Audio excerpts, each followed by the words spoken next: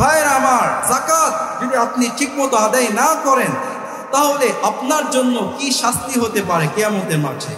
এজন্য বুখারী শরীফের বর্ণনায় হাদিস নং 1403 عن أبي هريرة رضي الله تعالى أنه قال قال رسول الله صلى الله عليه وسلم من أتاه الله مالا فلم يؤد زكاته مثل له ماله يوم القيامة شجاعا أقرع له زبيبتان يطوقه يوم القيامة سبحان الله বলেন। হযরত আবু হুরায়রা রাদিয়াল্লাহু তাআলা আনহু থেকে বর্ণিত আল্লাহ রাসূল সাল্লাল্লাহু আলাইহি ওয়াসাল্লাম বলেছেন, আল্লাহ রাব্বুল আলামিন যে ব্যক্তিকে সম্পদ দিয়েছেন ওই ব্যক্তি ওই সম্পত্তির যাকাত ঠিকমতো আদায় করেনি, কিয়ামতের মাঠে ওই সম্পদগুলো বিষাক্ত দাঁত বিশিষ্ট দুরাকাটা সাপে পরিণত করে তার গলার মধ্যে ঝুলিয়ে দেওয়া হবে। এরপর ওই সাপটা বারবার চোখর দিয়ে বলবে আনা মালুক, আমি তোমার সম্পদ, বারবার দংশন করে করে বলবে আনা কানজুক, আমি তোমার সঞ্চিত সম্পদ, যে সম্পদগুলো তুমি সুইস ব্যাংকের মধ্যে জমা করে রেখেছিলে। ঠিক কিনা বলুন?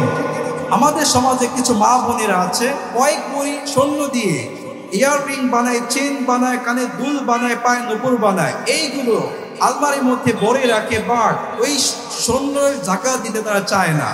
এজন্য মা বোনেরা ভালো করে শুনুন, কুরআনুল কারীমের 10 নং পারা সূরা তাওবার মধ্যে আসছে আল্লাহ রাব্বুল আলামিন বলেন, ওয়াল্লাযীনা ইয়াকনিজুনা আয-যাহাবা ওয়াল ফিদ্দাতা ওয়া লা ইউনফিকুনাহা ফী সাবিলিল্লাহি ফাবাশশিরহুম বিআযাবিন আলীম। আল্লাহ রাব্বুল আলামিন বলেন, ওই সকল লোক যারা স্বর্ণ রূপা জমা করে রাখে, সঞ্চয় করে রাখে, এইগুলো আল্লাহর পথে ব্যয় করে না, যাকাত দেয় না, আল্লাহ বলেন নবী সাল্লাল্লাহু আলাইহি ওয়াসাল্লাম তুমি তাদেরকে শাস্তির সুসংবাদ প্রদান করো। আচ্ছা আপনারা বলেন, শাস্তির কি কোনো সুসংবাদ হয়? হয় না। তাহলে আল্লাহ রাব্বুল আলামিন শাস্তির সুসংবাদ কেন বললেন? শাস্তির ভয়াবহতা, তীব্রতা বোঝানোর জন্য। ফর এক্সাম্পল, ঘরের মধ্যে যখন সন্তান অনেক দুষ্টামি করে, ওই সময় মা কি বলে, এত দুষ্টামি করিস না, তোর বাবা আসলে এমন মার দিবে তুই মজা বুঝবি। আচ্ছা মার দিলে কি মজা পাওয়া যায়? তা কেন মজা বললো? মারের তীব্রতা বোঝানোর জন্য। ঠিক ইন দ্য সেম ওয়ে আল্লাহ রাব্বুল আলামিন শাস্তির তীব্রতা বোঝানোর জন্য শাস্তির সুসংবাদ বলেছে। চিল্লা বলেন ঠিক কিনা? আজ আমাদের বিশ্বের ইকোনমিক সিস্টেম, অর্থনীতি ব্যবস্থা হচ্ছে সুদের উপর। এজন্য এক দেশ গরিব হচ্ছে, আরেক দেশ বড়লোক হচ্ছে। প্রেজেন্টলি আমাদের বাংলাদেশের বর্তমান ইকোনমিক সিস্টেম, অর্থনীতি ব্যবস্থা হচ্ছে সুদের উপর। তাই সমাজে এক শ্রেণীর মানুষ গরিব হচ্ছে, আরেক শ্রেণীর মানুষ বড়লোক হচ্ছে। ফর এক্সাম্পল, আপনার কিছু জায়গা আছে, টাকা নেই, এখন আপনি কিভাবে বাড়ি করবেন? ব্যাংক থেকে লোন নিয়ে আসবেন, শুধু টাকা নিয়ে আসবেন, এনে এরপর বাড়ি করবেন। এখন ব্যাংকের লোন শোধ করবেন কিভাবে? ওই বাড়িকে ভাড়া দিয়ে। তাহলে ব্যাংকওয়ালা এখানে দ্বিগুণ টাকা পাচ্ছে, বাড়িওয়ালা বাড়ি পাচ্ছে, আর যারা ভাড়াটি এরা গরিবই হচ্ছে। তাহলে বিশ্বের ইকোনমিক্স, অর্থনীতির সিস্টেম সুদের উপর হওয়ার কারণে সমাজে এক শ্রেণীর মানুষ গরিব হচ্ছে, অপর শ্রেণীর মানুষ বড়লোক হচ্ছে। চিল্লা বলেন ঠিক কিনা? আজ যদি আমাদের অর্থনীতি ব্যবস্থা আল্লাহর দেওয়া বিধানের উপর হতো, ইনশাআল্লাহ এই পৃথিবীর মধ্যে সমস্ত অসচ্ছল মানুষগুলো সচ্ছল হয়ে যেত। চিল্লা বলেন ঠিক কিনা? The Islam is just not a religion, but Islam must life system. ইসলাম শুধু ধর্ম নয়, ইসলাম হচ্ছে একটা জীবন ব্যবস্থা। আপনি ইসলামের মধ্যে সব কিছুর সমাধান পেয়ে যাবেন। আপনি কি চান, ইসলাম আপনাকে সেটাই সমাধান দিয়ে দিবে। আপনি রাষ্ট্র চালানোর ক্ষেত্রে ইহুদি, খ্রিস্টান, অমুসলিমের সাথে কি ব্যবহার করবেন, কিভাবে চলাফেরা করবেন, ইসলাম আপনাকে এই সমস্যার সমাধান দিয়ে দিয়েছে। সুবহানাল্লাহ বলেন।